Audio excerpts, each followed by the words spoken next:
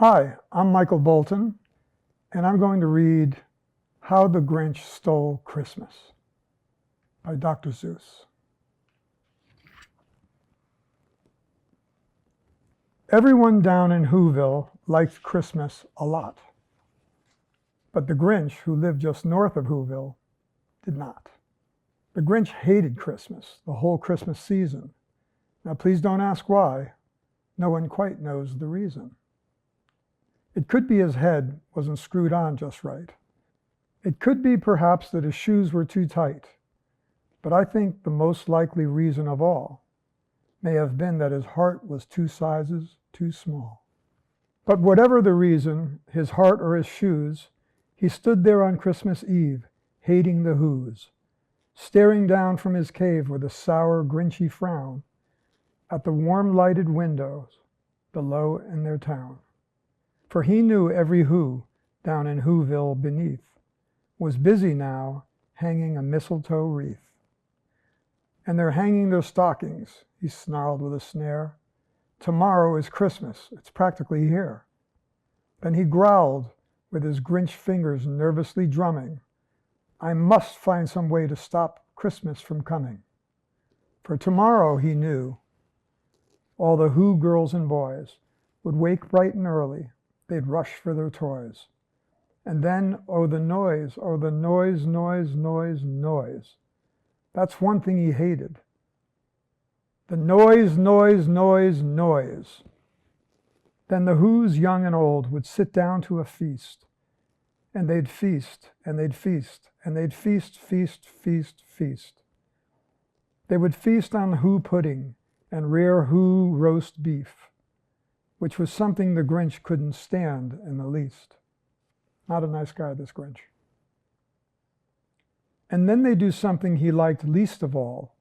Every Who down in Whoville, the tall and the small, would stand close together with Christmas bells ringing.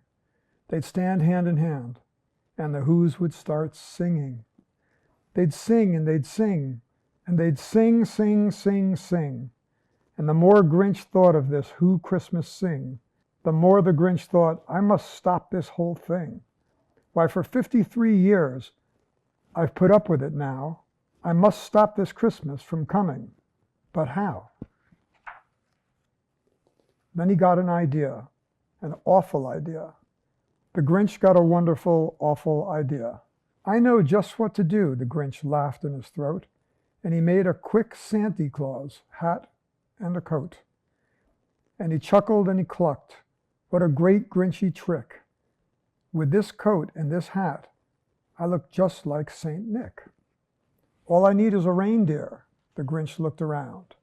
But since reindeer are scarce, there was none to be found. Did that stop the old Grinch? No, the Grinch simply said. If I can't find a reindeer, I'll make one instead. So he called his dog Max. Then he took some red thread, and he tied a big horn on the top of his head.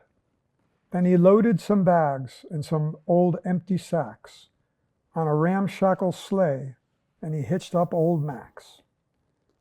Then the Grinch said, giddy up, and the sleigh started down towards the homes where the Whos lay a snooze in their town. All the windows were dark, quiet snow filled the air. All the Whos were all dreaming sweet dreams without care. Then he came to the first little house on the square. This is stop number 1, the old Grinchy Claus hissed. And he climbed to the roof, empty bags in his fist. Then he slid down the chimney, a right tight pinch. But if Santa could do it, then so could the Grinch. He got stuck only once, for a moment or two.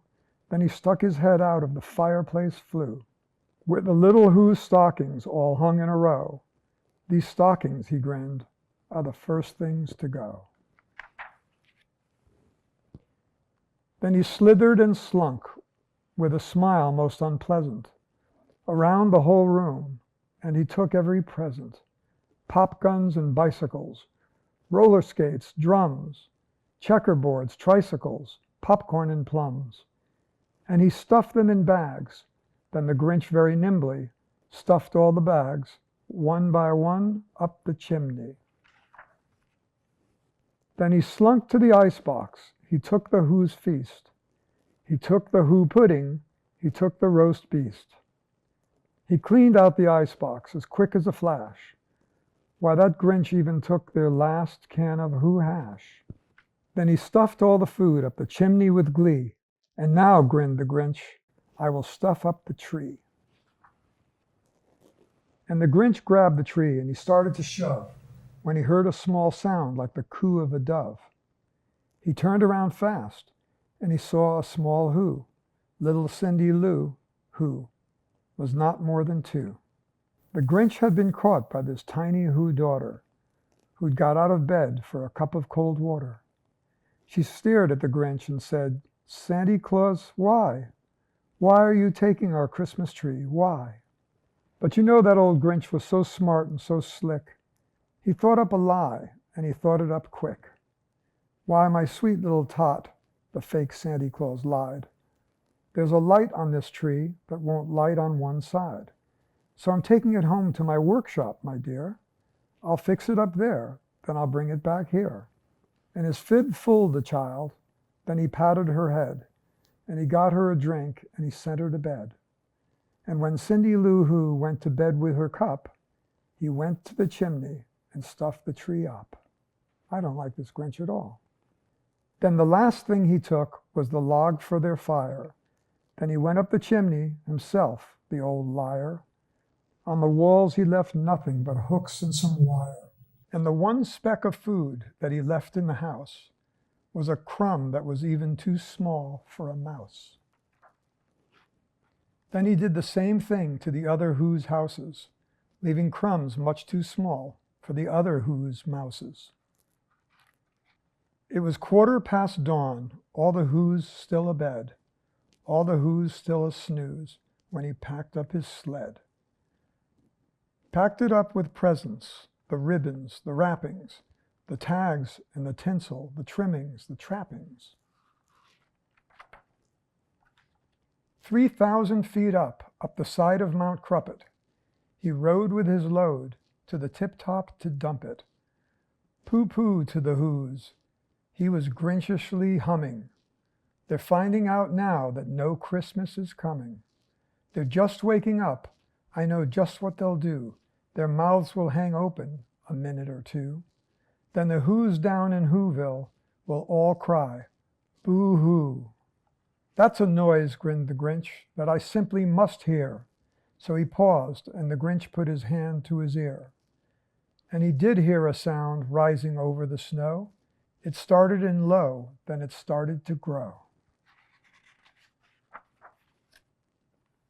But the sound wasn't sad. Why, this sound sounded merry.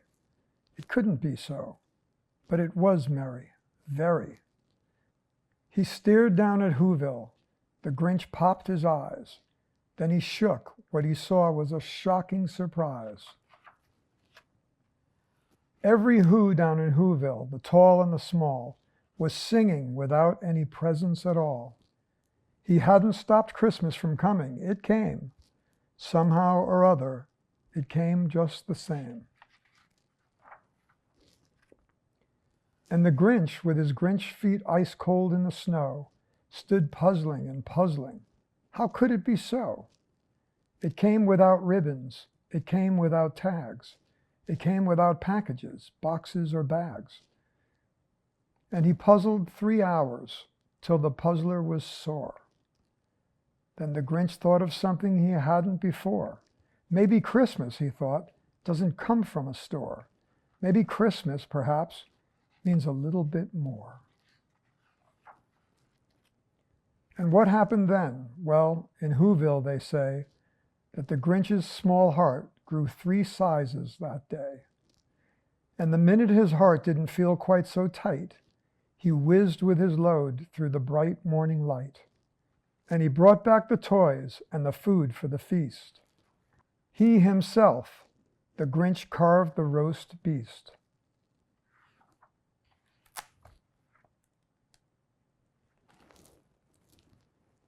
This has been How the Grinch Stole Christmas.